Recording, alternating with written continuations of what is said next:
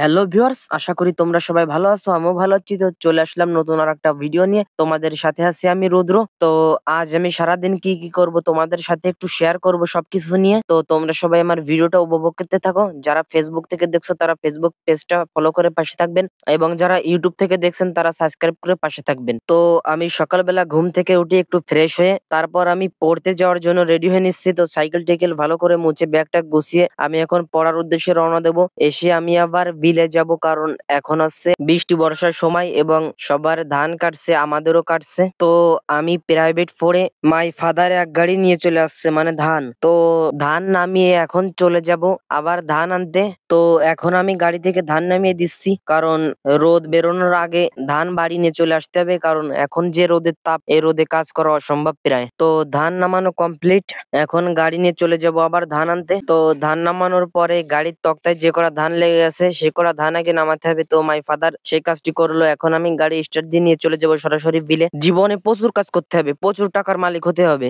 আমার মতন যারা আছো তারা পড়ালেখার পাশাপাশি যে কোনো কাজ শিখে রাখতে পারো, যেমন আছে ইলেকট্রিক্যাল কাজ বা অন্য যে কোনো কাজ তোমরা পড়ালেখার পাশাপাশি শিখে রাখতে পারো, কারণ সামনে গিয়ে কাজে লাগতে পারে। তো বিলে চলে আসছি। এসে গাড়ি কোন পাশ থেকে নিবো সেই রাস্তাটুকু খুঁজে পাচ্ছি না। এই পাশ থেকে ধান রয়েছে, এখন আমাদের ভুই যেখানে সেখান দিয়ে এখনো রাস্তা যায়নি। তো এখন সেখান দিয়ে রাস্তা বানিয়ে তারপর তো গাড়ি নিতে হবে সেখানে। এই যে এইটা হলো আমাদের ভুই, এ ধারে ধান রয়েছে, এখনো কেটে পারেনি, অল্প করা কাটছে। তো অন্য পাশ থেকে রাস্তা বানিয়ে তো গাড়ি নিয়ে চলে আসলাম আমাদের ভুইতে। তো ভুইতে আনার পর এখন গাড়ি থেকে দড়ি গাছ নামিয়ে এখন আমি ধান চেলে দিচ্ছি। আমার বাবা সাজাচ্ছে, তো অনেকটুকু সাজিয়ে ফেলেছে। তো যারা ফেসবুক থেকে দেখছেন তারা লাইক কমেন্ট শেয়ার করে পাশে থাকবেন, এবং যারা ইউটিউব থেকে দেখছেন তারাও লাইক কমেন্ট শেয়ার করে পাশে থাকবেন। তো কাদের কাদের ধান একদম ঝেড়ে ঝুড়ে কমপ্লিট করে ফেলেছেন তারা একটা কমেন্ট করে যেন আমার এই ভিডিওতে। তো যারা আমার এই ভিডিওটা এখনো দেখছেন তাদেরকে জানাই অসংখ্য অসংখ্য ধন্যবাদ। আমি আগেও বলেছি আমার মতন যারা আছে তারা পড়াশোনার পাশাপাশি অন্য কোনো কাজ শিখতে পারেন, কারণ